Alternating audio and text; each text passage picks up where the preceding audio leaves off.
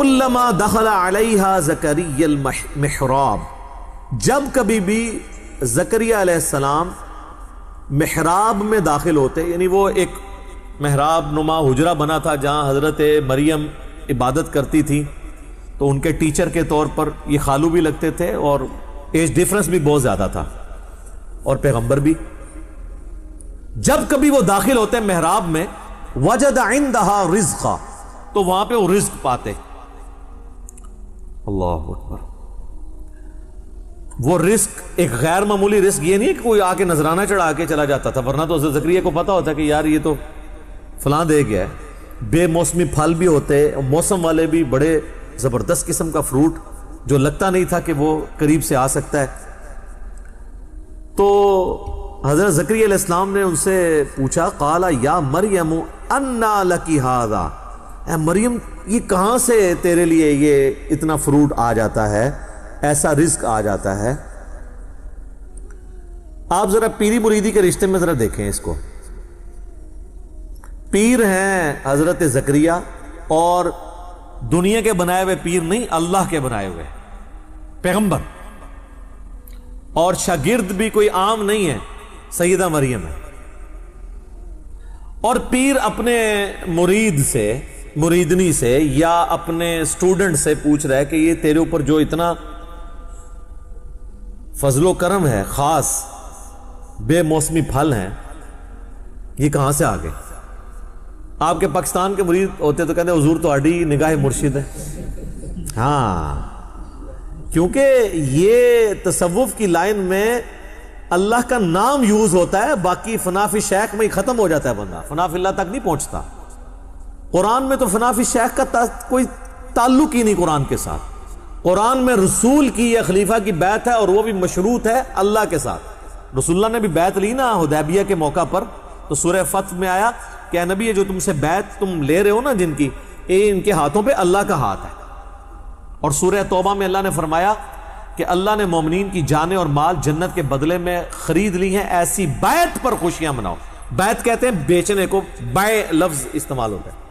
انسان کسی انسان کے آگے اپنے آپ کو نہیں بیچ سکتا، صرف اللہ ہی ہے جس کے سامنے آپ بیچ سکتے ہیں۔ پیغمبر بھی آن دا بہاف آف گاڈ آپ سے بیعت لیتا ہے۔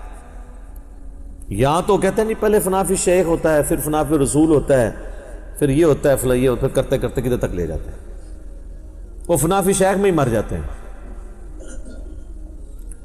تو یہاں پہ شیخ پوچھ رہا ہے تو وہ مرید یہ نہیں کہہ رہا کہ حضور نگاہ مرشد ہے، حضور آپ کی ساری برکتیں ہیں، آپ کی فیض ہے، نہیں۔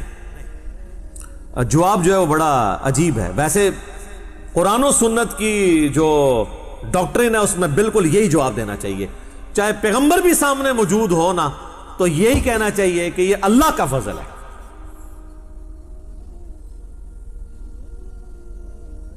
قالت ہوا من عند اللہ، وہ کہنے لگی اللہ کی طرف سے۔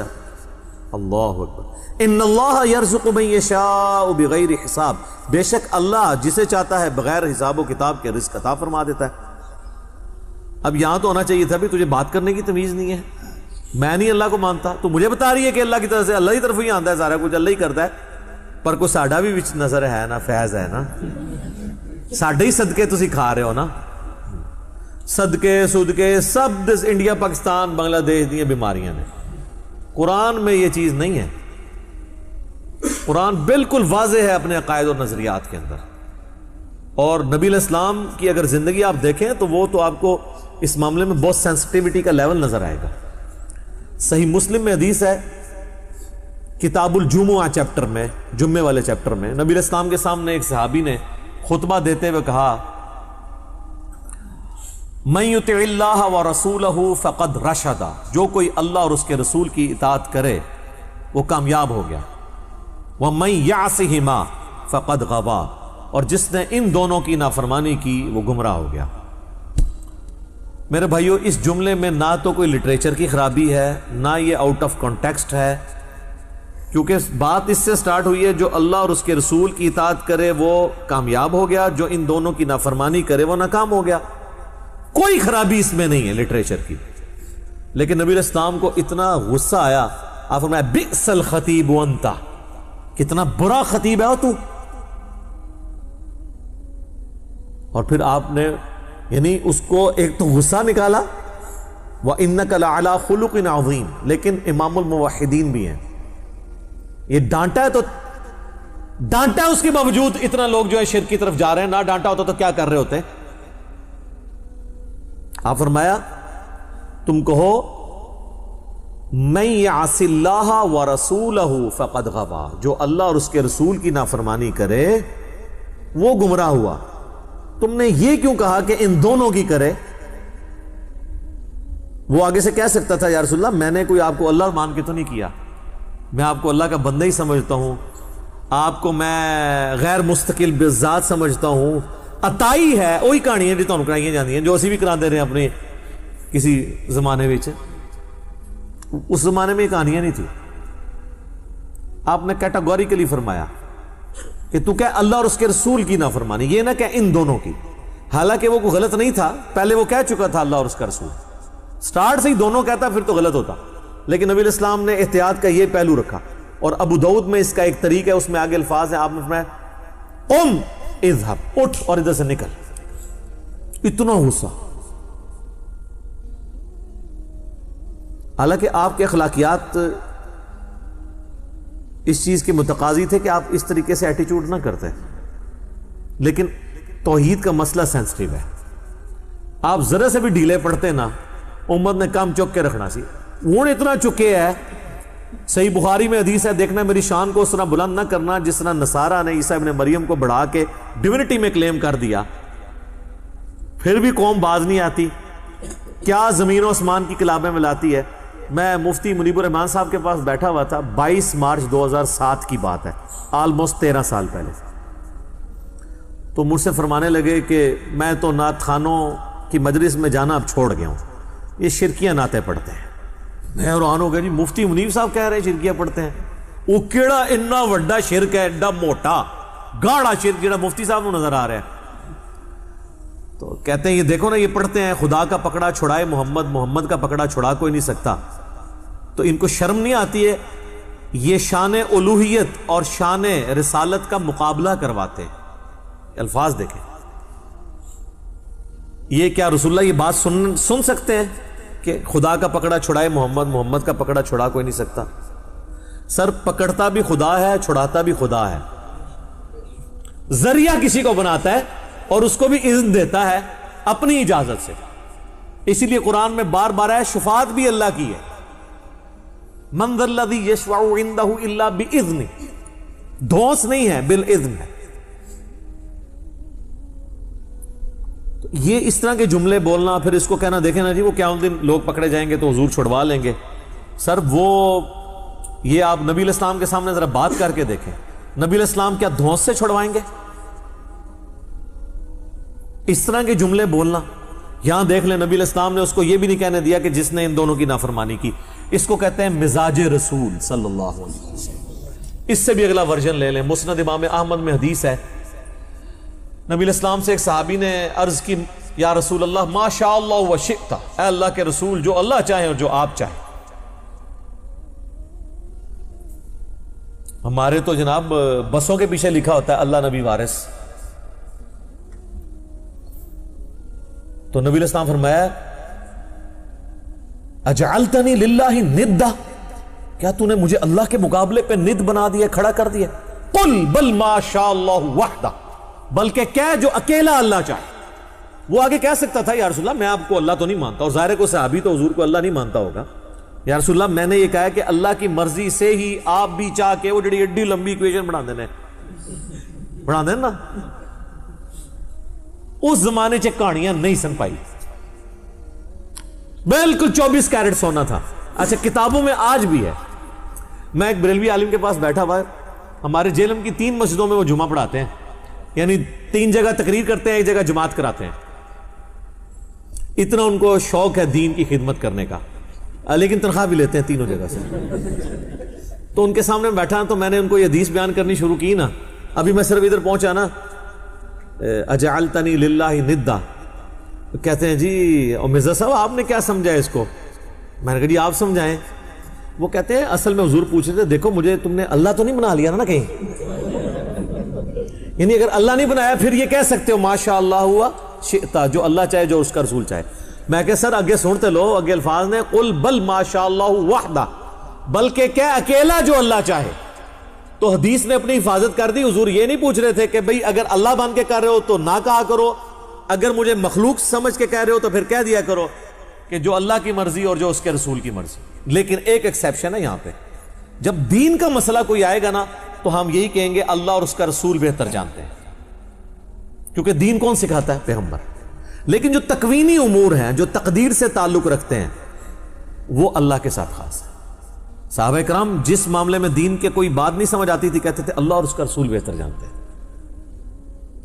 واللہ ورسولہ اعلم، کیونکہ دین تو رسول اللہ نے سکھانا ہے نا. بخاری و مسلم دونوں میں حدیث ہے، اللہ تعالیٰ جس کے ساتھ بھلائی کا ارادہ فرماتا ہے اسے دین کی فقہ عطا فرما دیتا ہے، سمجھ بوجھ، اور دیتا اللہ ہے، میں تو صرف تقسیم کرتا ہوں. نبی علیہ السلام نے کہا یہ جو دین بھی میں سکھا رہا ہوں نا، یہ میں اپنی کوئی بات نہیں سکھا رہا، اللہ مجھے دیتا ہے. وما ينطق عن الهوى ان هو الا وحی یوحى. اسی کو پکڑ کے پھر وہ اعلیٰ حضرت نے شعر کہہ دیا نا، رب ہے معطی یہ ہے قاسم، رزق اس کا ہے کھلاتے یہ ہیں. وہ کہتے ہیں یہ رزق بھی رسول اللہ ہی تقسیم کر رہے ہیں. حالانکہ اس میں علم دین کی بات ہوئی تھی، آدھی بات پکڑ لی. اور وہ آپ دیکھیں حدیث بھی آدھی لکھی ہوتی ہے، واللہ معطی وانا قاسم، پیچھے بھی کچھ الفاظ نے. اور اس میں امام بخاری نے باب باندھا ہے کہ اللہ تعالیٰ جس کے ساتھ بھلائی کا ارادہ فرماتا ہے اسے دین کی سمجھ بوجھ عطا فرما دیتا ہے. یہ دین کے معاملے میں ہے. باقی معاملات میں آپ یہ نہیں کہہ سکتے جو اللہ چاہے اور جو اس کا رسول چاہے، نہیں، جو اللہ چاہے. اس لیے دیکھیں ہماری ٹریڈیشن میں بھی اللہ کا شکر ہے یہی چیزیں ہیں. ہم کسی چیز کو بھی نظر سے بچانے کے لیے کیا کہتے ہیں؟ ماشاء اللہ. کسی نے آج تک کہا ماشاء اللہ و رسول؟ مستقبل کے لیے ارادہ کرتے ہیں تو ہم کیا کہتے ہیں؟ انشاءاللہ. کسی نے کہا کبھی انشاءاللہ و رسول؟ ٹریڈیشن میں، کتابوں میں ہر چیز اپنی جگہ صحیح فٹ ہوئی ہوئی ہے. ہاں باقی پھر جب اس میں خرابیاں آنا شروع ہوتی ہیں تو پھر آپ دیکھیں اس میں تو پھر وہ پیر کو بھی بیچ میں ڈال لیتے ہیں. کئی لوگ ہیں وہ اپنے کئی ایک دنیاوی معاملات میں بھی کہتے ہیں نہیں پہلے میں پیر صاحب سے مشورہ کروں گا پھر میں اس کے مطابق چلوں گا. یہ ان کی یعنی ایک گراوٹ کا لیول ہوتا ہے. تو یہ حضرت سیدہ مریم نے امت کو عقیدہ دے دیا ہے، اپنی ماننے والوں کو بھی اور ہمیں بھی، ہم بھی ان کے ماننے والے ہیں کہ آپ نے یہی کہنا ہے کہ اللہ جسے چاہتا ہے بغیر حساب و کتاب کے رزق دیتا ہے. آپ جب حضرت زکریا علیہ السلام نے یہ بات سنی نا، سر دیکھیں، ہنالک دعا زکریا ربہ، این اسی وقت اسی جگہ پر، دیر اینڈ دین. ہنالک عربی میں استعمال ہوتا ہے اسی وقت اسی جگہ پر دعا کر دی انہوں نے. قال رب هب لي من لدنك ذرية طیبہ، اے رب میرے مجھے اپنے پاس سے ایک پاکیزہ اولاد عطا فرما، انک سمیع الدعاء، بے شک تو دعاؤں کا سننے والا ہے. سورہ مریم میں تو ڈیٹیل ہے کہ وہ پوری تمہید بناتے ہیں کہ مجھے ایک اولاد چاہیے جو اولاد یعقوب کی وارث بنے، یعنی بنی اسرائیل کی. اور یہ جو میں ہیکل سلمانی کی دیکھ بھال کر رہا ہوں تو مجھے بھی ایک اپنا ایک گدی نشین آپ سمجھ لیں، خانقاہ نشین، یہ لیکن اللہ کی خانقاہ، جس کے لیے ہم خانقاہ کا لفظ اپنی امت میں دار ارکم، ہم اس اکیڈمی کو دار ارکم کہتے ہیں. کیونکہ نبی علیہ السلام کو جب یہ لوگ کون جن کی اولادیں آج دین کا کام نہیں ہمیں کرنے دیتی، ان کے باوجداد جب کھلے عام دعوت و تبلیغ نہیں کرنے دیتے تھے تو نبی علیہ السلام دار ارکم میں بیٹھ کے تو لوگوں کو دین سکھایا کرتے. تو اللہ تعالیٰ سے انہوں نے جب دعا کی تو پھر اللہ تعالیٰ کی طرف سے آواز دی گئی، فَنَادَتْهُ الْمَلَائِكَةُ وَهُوَ قَائِمٌ يُصَلِّي فِي الْمِحْرَابِ.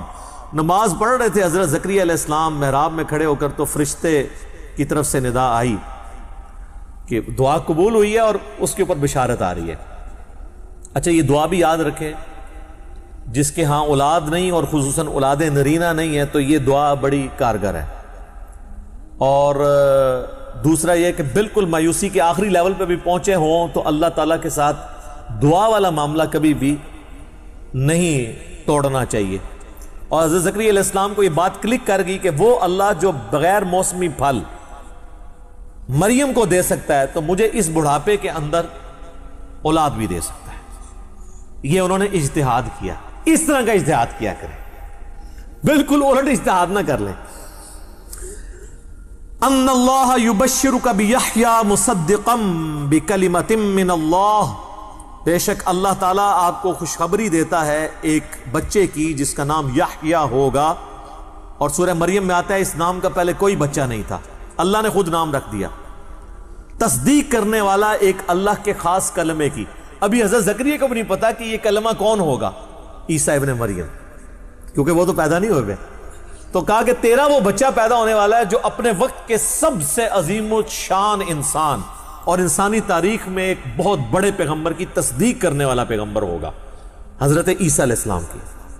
من اللہ, اللہ کی طرف سے جو کلمہ ہوگا.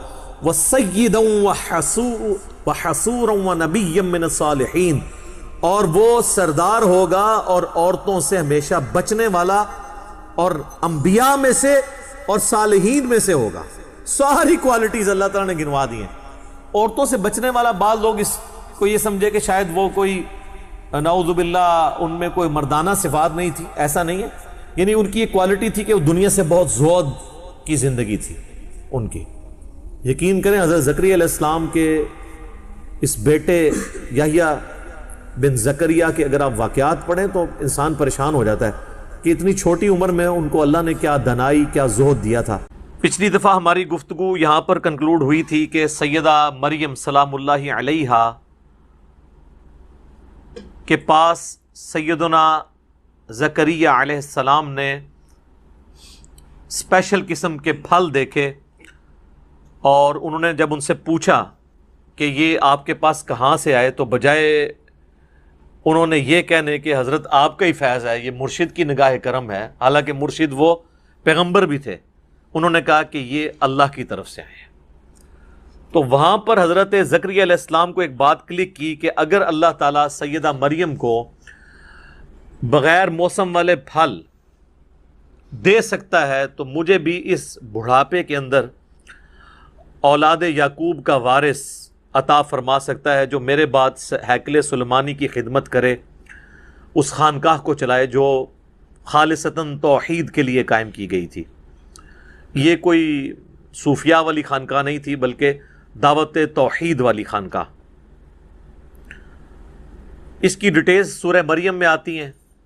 بڑی لجاجت کے ساتھ انہوں نے دعا کی. دعا کا کچھ حصہ اس میں بھی آیا ہے, وہاں پر تو بڑی ڈیٹیل کے ساتھ ہے کہ اے اللہ میں بوڑھا ہو چکا ہوں, میرا سر سفیدی سے چمک اٹھا ہے, میری بیوی بھی بانجھ ہے, وہ بھی بڑھاپے کی آخری حالت کو پہنچی ہوئی ہے, پھر بھی مجھے اولاد عطا فرما جو اولاد یعقوب, حضرت یعقوب بن اسحاق بن ابراہیم علیہم السلام یعنی بنی اسرائیل کا وارث ہو.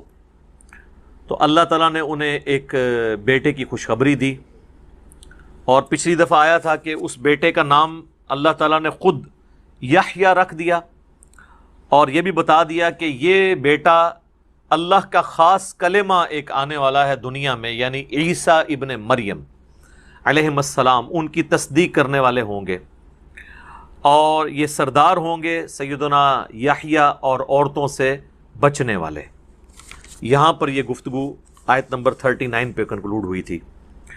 اب 40 نمبر آیت سے سٹارٹ کرتے ہیں. اعوذ باللہ من الشیطان الرجیم, بسم اللہ الرحمن الرحیم. قال رب انا یکون لی غلام, انہوں نے کہا کہ اے میرے رب, میرے ہاں اولاد کیسے ہو سکتی ہے. وقد بلغنی الکبر وامرأتی عاقر, جبکہ میں بڑھاپے کے آخری درجے کو پہنچ چکا ہوں اور میری بیوی بھی بانجھ ہو چکی ہے. ظاہر ہے کہ آلموسٹ 50 ایئرس کے بعد جب مینسز آنا بند ہو جاتے ہیں تو پھر عورت سے اولاد پیدا ہونے والا سلسلہ آلموسٹ امپاسبل ہو جاتا ہے الا ماشاء اللہ. اب یہ لمحہ فکریہ ہیں آیات ان لوگوں کے لیے جو بعض اوقات صحیح بخاری اور صحیح مسلم کی احادیث کے اوپر تان کرتے ہوئے کہتے ہیں کہ یہ لاجیکلی پاسبل نہیں ہے, یہ پیغمبروں کی توہین اس میں لازم آ جائے گی. تو اگر ان کی یہ ڈاکٹرن مانی جائے تو یہ قرآن میں جو آیت ہے کہ ایک پیغمبر جس کا اللہ پر یقین ہے, جو اللہ کا نمائندہ ہے اس دنیا پہ، ہمیں انبیاء کے ماننے کی وجہ سے یقین ہے کہ اگر کسی نبی کو آ کر کوئی فرشتہ بشارت دیتا ہے تو وہ ضرور پوری ہوگی۔ تو حضرت زکریا علیہ السلام اس کے باوجود وہ کہہ رہے ہیں، دعا بھی خود مانگی ہے ایک طرف، اسی امید کے ساتھ کہ اللہ تو کچھ بھی کر سکتا ہے، اس کے باوجود اس بات کی کوئی ضرورت نہیں تھی کہ وہ اللہ سے کہتے کہ میری اولاد کیسے ہوگی، میں تو بوڑھا ہو چکا ہوں، میری بیوی بانجھ ہے۔ اللہ تعالیٰ تو ان اسباب کا محتاج نہیں ہے۔ لیکن یہ چیز شو کرتی ہے کہ انبیاء بھی بیسیکلی انسان ہوتے ہیں اور انسان کے ساتھ چیزیں جڑی ہوئی ہوتی ہیں، وہ بظاہر کوئی اسباب کو بھی اس اعتبار سے دیکھ رہا ہوتا ہے۔ اور اس حوالے سے میں نے پچھلی دفعہ بھی ڈسکس کیا تھا کہ نبی صلی اللہ علیہ وآلہ وسلم بھی ظاہری اسباب کو لے کر چلتے تھے۔ غزوہ خندق کے موقع پر آپ نے صرف اللہ پر توکل نہیں کیا بلکہ مشورے کے ساتھ خندق کھودی ہے۔ غزوہ بدر کے موقع پر صحابہ کرام کے مشورے کے ساتھ آپ کے خیمے کو ایک خاص جگہ شفٹ کیا گیا تاکہ دشمن کے حملے سے بچایا جا سکے۔ اسی طریقے سے طائف سے واپسی پر مطعم بن عدی کی پناہ نبی علیہ السلام نے حاصل کی دوبارہ مکے میں آنے کے لیے، کیونکہ خطرہ تھا آپ کی جان کو۔ اس قسم کے کئی واقعات ہیں۔ بہرحال بزرگوں کے بارے میں جو یہ لوگ کلیم کرتے ہیں کہ وہ تو ایک نگاہ مار کے یہ سے وہ کر دیتے ہیں، تو وہ کچھ بھی نہیں کرتے، اس لیے اتنا کچھ کر لیتے ہیں، کیونکہ سٹوری میں لکھنا ہوتا ہے نا، جو مرضی لکھیں آپ۔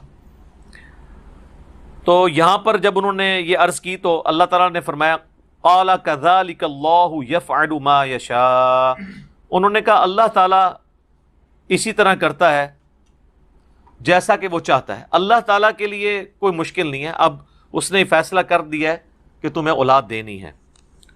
قال رب اجعل لی آیہ، تو انہوں نے کہا کہ اے اللہ، اب سسپینس تو ہے نا، ظاہر ہے اب کیسے ہوگی، کیا سلسلہ ہوگا، تو انہوں نے کہا میرے لیے کوئی ایسی نشانی مقرر کر دے کہ میں یعنی وہ ٹی ناٹ سٹارٹ کر دوں وہاں سے، کہ یہاں سے اب یہ سب کچھ آثار نظر آنا شروع ہو گئے ہیں۔ قال آیتک اللہ تکلم الناس ثلاثۃ ایام الا رمزا، تو اللہ تعالیٰ نے فرمایا کہ نشانی اس کی یہ ہوگی کہ تم پہ 3 دن ایسے گزریں گے کہ تمہاری زبان سے تم کلام نہیں کر سکو گے، یعنی زبان بند ہو جائے گی، صرف اشارے سے گفتگو کرو گے۔ تو جب یہ ہو جائے تو سمجھو کہ یہ ٹی ناٹ سٹارٹ ہو گیا یہاں سے۔ وَاذْكُرْ رَبَّكَ كَثِيرًا وَسَبِّحْ بِالْعَشِيِّ وَالْإِبْكَارِ، اور اپنے پروردگار کو بہت یاد کرو اور اس کی پاکی بیان کرو، شام کے وقت بھی صبح کے وقت بھی۔ یعنی جب اس طرح کی کنڈیشن طاری ہوگی تو ظاہر ہے پھر اللہ تعالیٰ ایک بہت بڑا اپنی قدرت کا فیصلہ کرنے والا ہے، اس کی ایگزیکیوشن ہونے والی ہے، تو اب تم نے اللہ کی طرف متوجہ ہونا ہے، صبح و شام اللہ کی پاکی بیان کرنی ہے۔ سبحان اللہ وبحمدہ سبحان اللہ العظیم۔ صحیح مسلم میں حدیث ہے کہ نبی علیہ السلام نماز کے دوران بھی جب کبھی کوئی ایسی آیات آتی جن میں اللہ کی پاکی بیان کرنے کا ذکر آتا تو اللہ کی حمد بیان کرتے، جہاں کہیں پر جنت کی آیات آتی تو اللہ تعالیٰ سے جنت کا سوال کرتے، جہاں پر جہنم کی آیات آتی تو اللہ تعالیٰ سے جہنم کے اگینسٹ پناہ مانگا کرتے تھے۔ یہ سنت ہے، اور یہ ان چند سنتوں میں سے ہیں جو آلموسٹ اٹھ چکی ہیں امت میں سے۔ ہونا تو یہی چاہیے کہ جب بھی قرآن میں جہری نمازوں میں قرات کی جائے تو یہ سب کچھ کیا جائے، لیکن ایون آپ دیکھیں گے کہ تراویح کی نماز میں بھی بہت کم ہی ایسا ہوگا کہ کوئی اس سنت پہ عمل کرتا ہو۔ وہاں پر تو یہ فکر پڑی ہوتی ہے کہ جلد از جلد تراویح کو ختم کیا جائے، اور پھر تیزی تو اس چیز کی متحمل نہیں ہوتی ہے کہ آپ پھر ساتھ دعائیں اور اذکار بھی کریں۔